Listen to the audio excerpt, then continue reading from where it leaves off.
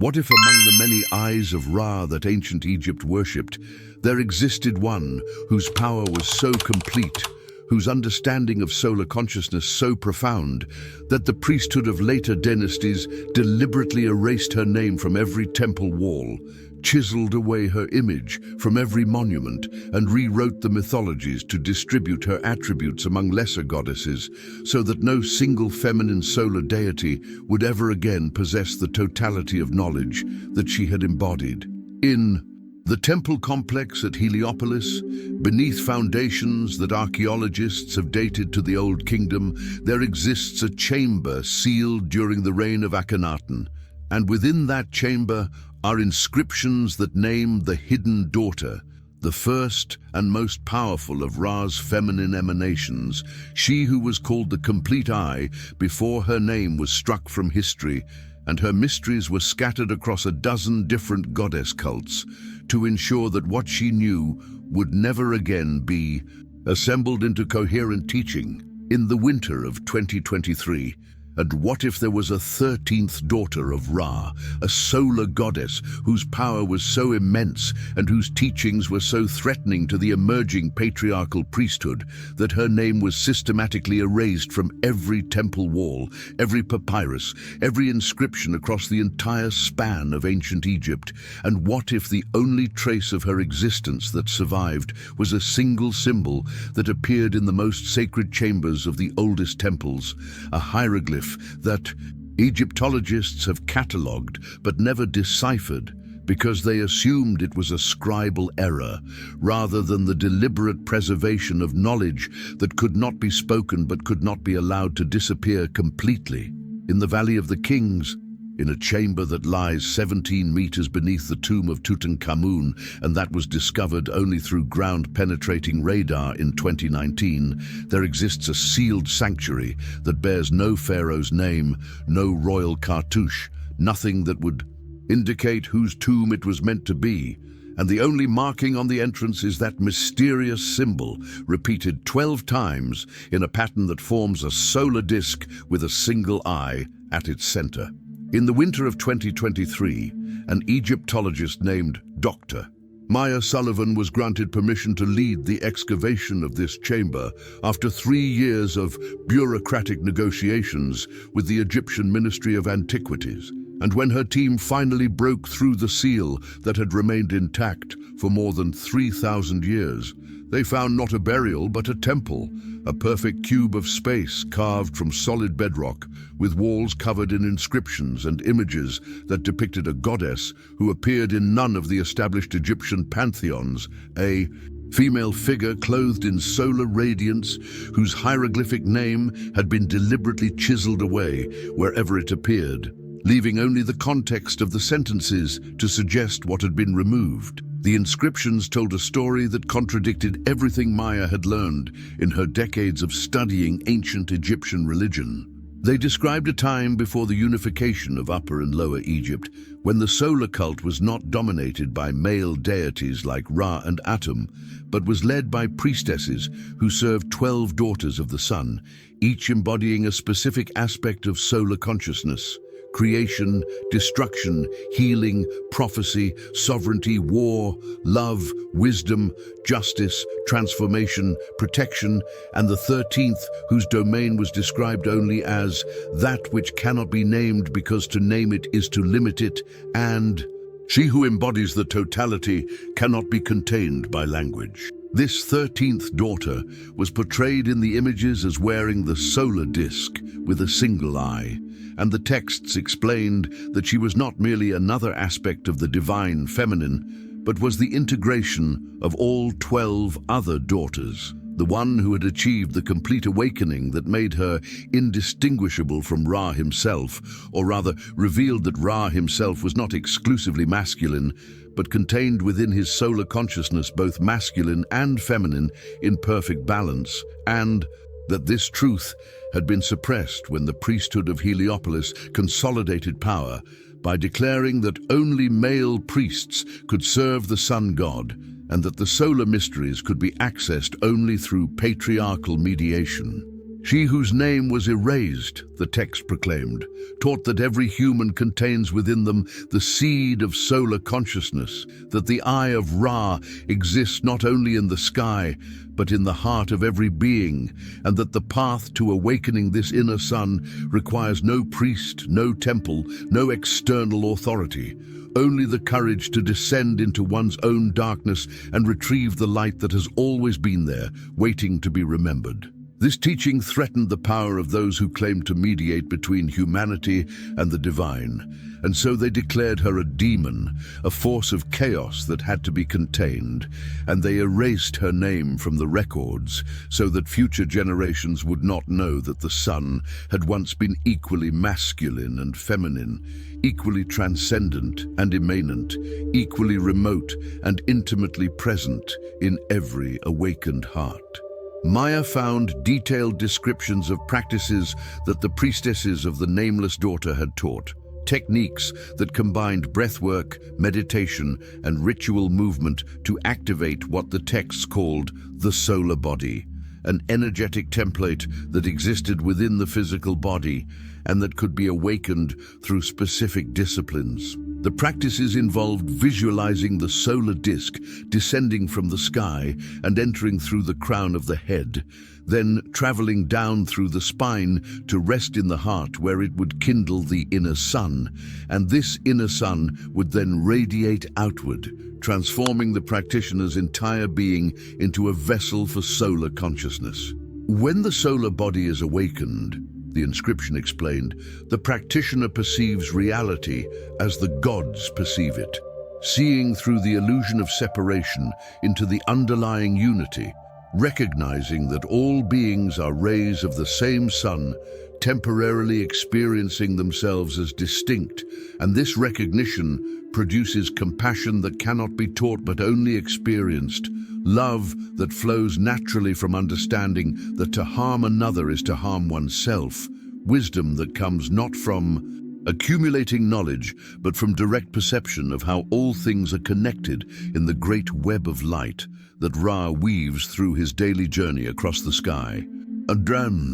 The texts revealed that the suppression of the Nameless Daughter had not been sudden but gradual, occurring across several dynasties as the priesthood of Ra systematically eliminated the feminine elements of solar worship and established the doctrine that would dominate Egyptian religion for the next 3,000 years, that Ra was exclusively masculine, that solar consciousness could be accessed only by male pharaohs and priests, that women could serve the sun only through subordinate roles, as singers and musicians, rather than as priestesses who channeled divine power directly. The erasure had been so thorough that by the time of the New Kingdom, even the memory that there had once been a 13th solar daughter had been lost, surviving only in this hidden temple and in the mysterious symbol that appeared in sacred spaces, but whose meaning no one remembered. If you enjoy these kinds of stories,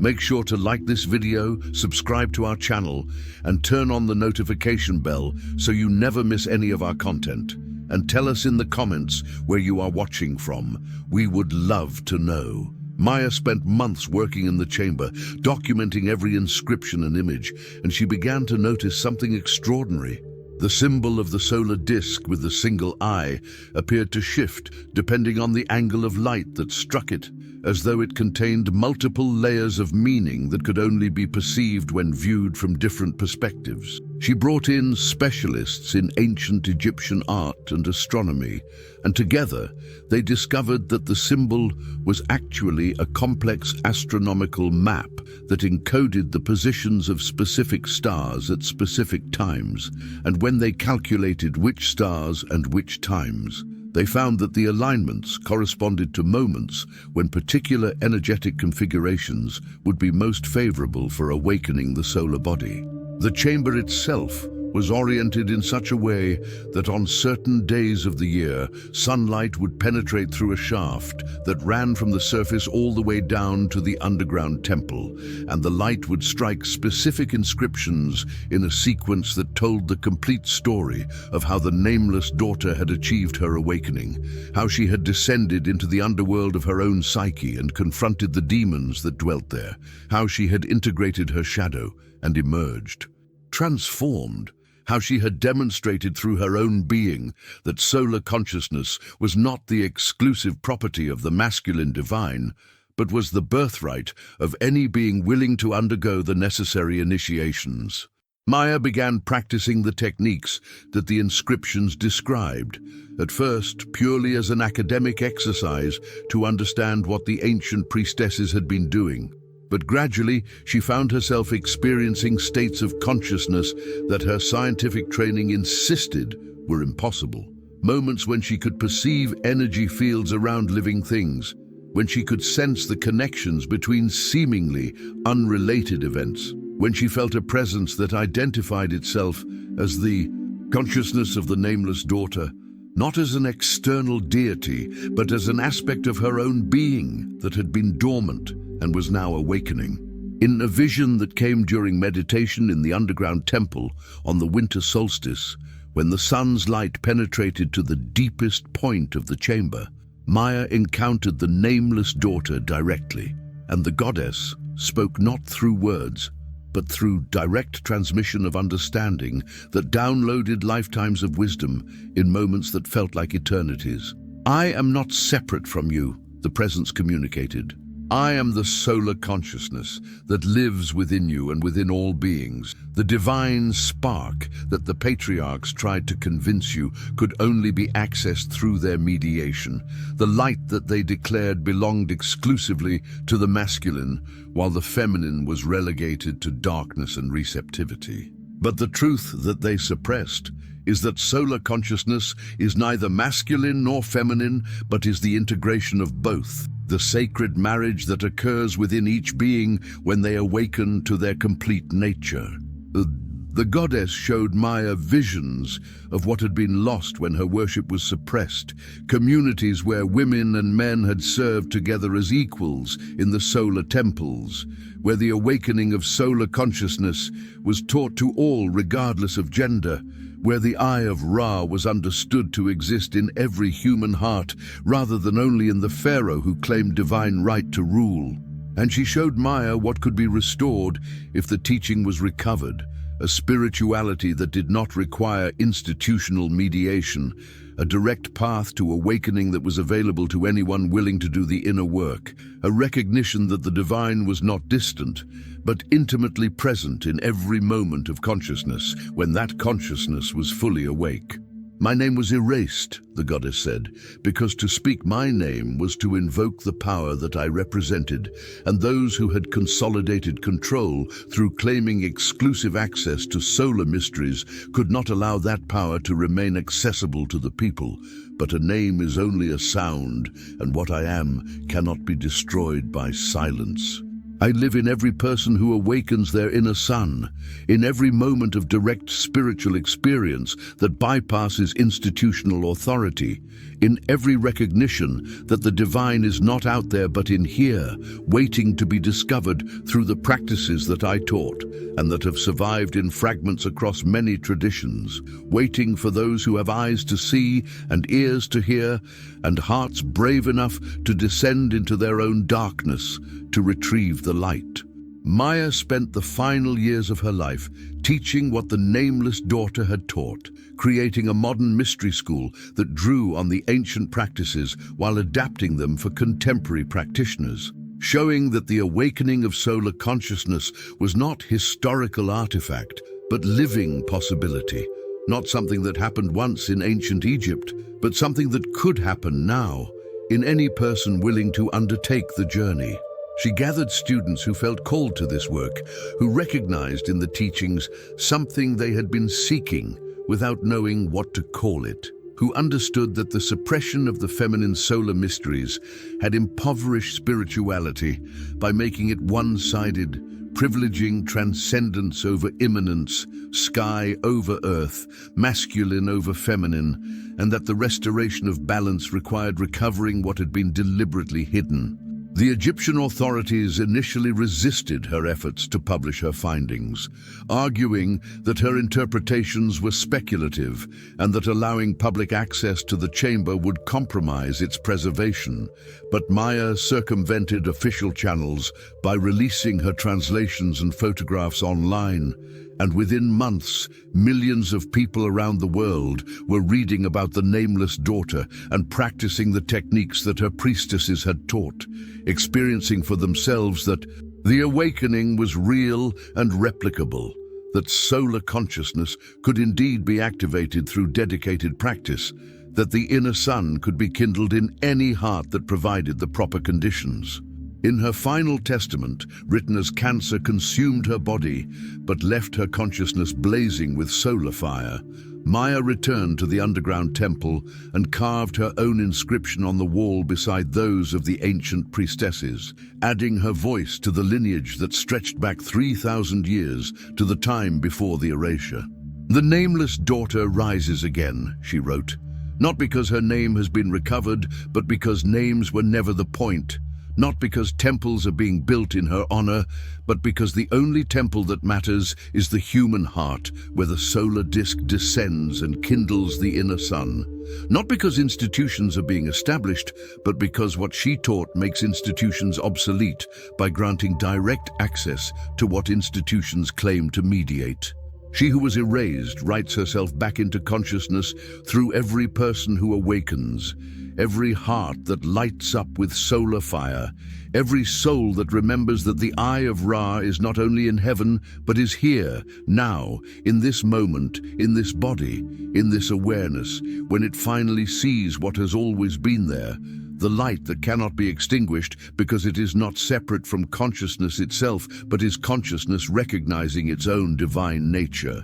The sun knowing itself as sun, the nameless daughter, whose name is every name and no name, whose teaching is every teaching and no teaching, whose presence is absence that becomes fullness when you finally stop seeking outside what can only be found within. The solar mystery that Egypt tried to erase, but that survives in the heart of every being who hears the call and answers it by descending into darkness to retrieve the light, by facing the shadow to integrate the solar, by dying to the small self to be reborn as the radiant being that you always were beneath the layers of conditioning and forgetting, the daughter of the sun who was hidden but who returns now because the time of suppression is ending and the time of remembering has begun, the 13th daughter who contains all 12 and who invites you to discover that you too are a child of the sun, that the solar disk with the single eye is not symbol but reality,